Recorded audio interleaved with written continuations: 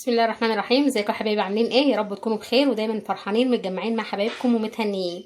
النهارده هنعمل اكله شعبيه مصريه على قد ايدينا، حلوه قوي، مغذيه قوي، بتفتح نفسنا قوي قوي للاكل. انا بصراحه انا واولادي يوم ما بعمل الاكله دي بناكل فيها حلوه قوي، بنشبع بجد جامد، لانها بتبقى اكله حلوه حرشه بتفتح النفس، اقتصاديه قوي قوي، ما كلفتناش اي حاجه. وبجد يا جماعه والله انا بحب الاكله دي قوي قوي، انا واولادي. انا فقريه بقى، تقولوا لي ايه؟ انا فقريه، بحب الاكله دي جدا، بتفتح نفسي، مغذيه، ما كلفتناش حاجه. يعني تقريبا غدانا النهارده ما كلفناش 10 جنيه، لو حسبتوها هتلاقوها ما كلفتناش 10 جنيه. يلا بينا نشوف احنا عملنا الاكله دي ازاي. طبعا كلنا كمصريين عارفين الاكله دي بتتعمل ازاي، بس غدا مني انا هوريكم برضو الاكله دي بتتعمل ازاي.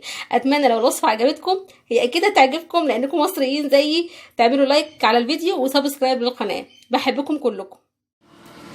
يلا بقى بسرعه نشوف احنا هنعمل ايه كده مع بعض. انا عندي هنا كوبايه رز، لان ده هو احتياجنا في الرز، مش بنحتاج اكتر من كده. عندي كوبايه رز، وبنفس الكوبايه نص كوبايه عدس. الرز ده انا غسلته ونقعته بقاله اكتر من ساعه، والعدس انا لسه دلوقتي غسلاه حالا. وعندي بطاطس انا سلقتها، عشان احنا يوم الكشري بنحب البطاطس تبقى مسلوقه ونقليها. وعندي بقى بتنجان برضو هعمله هقليه، وفلفل، والطماطم دي هعملها كده متحدقه، هتبقى جميله. هنشوف كل ده هنعمله مع بعض ازاي. نحط بقى العدس هنا كده على الرز.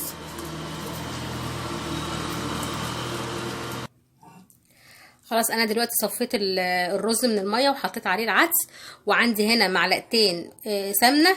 هبتدي بقى انزل فيهم كده الرز والعدس واشوحهم مع بعض.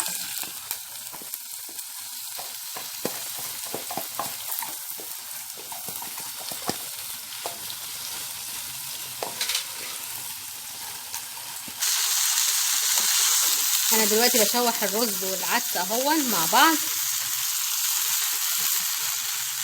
عشان انا عايزه الرز والعدس بتاعي يبقى مفرفر كده وحلو.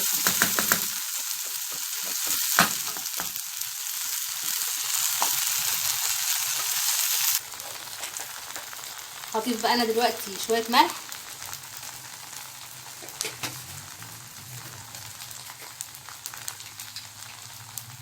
شويه فلفل اسود، وهقلب برضو الرز كويس.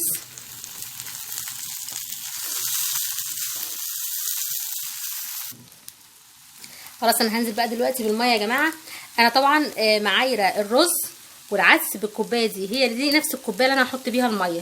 انا عندي هنا كوبايه رز ونص كوبايه عدس، فهحط برضو كوبايه ونص ميه. ادي كوبايه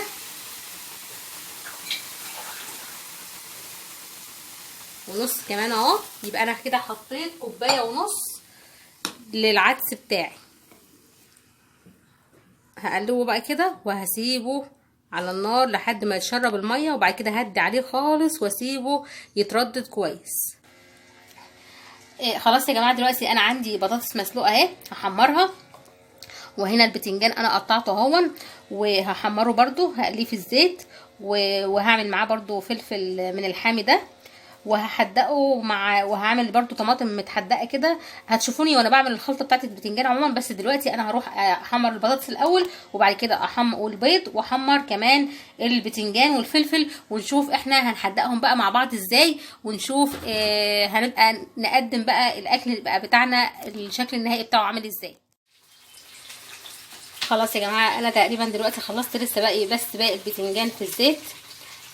ده الكشري اهو، ما شاء الله مفرفر وحلو. وعملت هنا طماطم انا حدقتها بنفس خلطه البتنجان، ولادي بيحبوها جدا مع الاكله دي. وحمرت بقى هنا البطاطس والبيض زي ما انتم شايفين. وادي البتنجان بقى هحط عليه الخلطه بتاعته دلوقتي، هوريكم انا بعمله بالخلطه بتاعته ازاي. بيبقى طعمه بصراحه حلو قوي قوي قوي، بيفتح النفس جدا. يعني جربيه بالخلطه دي هتدعيلي، وهتلاقيه ما شاء الله طعمه جميل قوي معاكي. يلا نشوف احنا هنعمله ازاي. يلا نشوف احنا هنعمله ازاي. لو انتوا فاكرين احنا عملنا مع بعض الطحينه ازاي، هي دي نفس الطحينه، بس انا هزود عليها حاجه. عندي هنا 4 فصوص ثوم، وقرن فلفل حراق، وكمان عود كزبره. انا دقيتهم كويس قوي في الهون، وهحط عليهم دلوقتي معلقتين خل،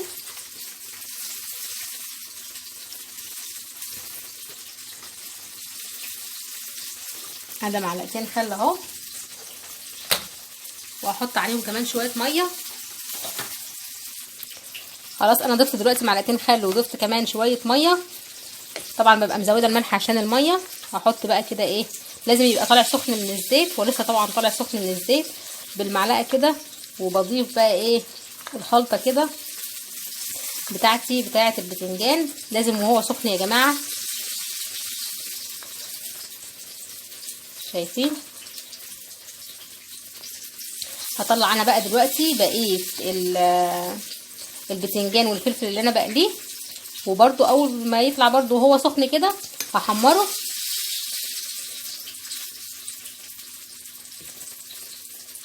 اول ما يطلع وهو سخن برده هحدقه بنفس الخلطه دي. برده الخلطه دي حلوه قوي يا جماعه، جربوها والله هتدعوا لي، لانها بجد بتعمل طعم حلو قوي قوي للبتنجان. اكله بسيطه، اقتصاديه، ما كلفتناش اي حاجه خالص.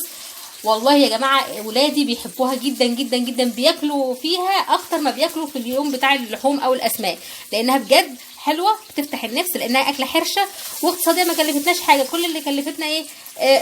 مفيش 8 كيلو عدس بس، لان طبعا انا عامله كميه صغيره على قدنا انا والولاد، مش هتكلفك اي حاجه. اكله اقتصاديه سهله حلوه قوي مغذيه، وكمان بتفتح النفس.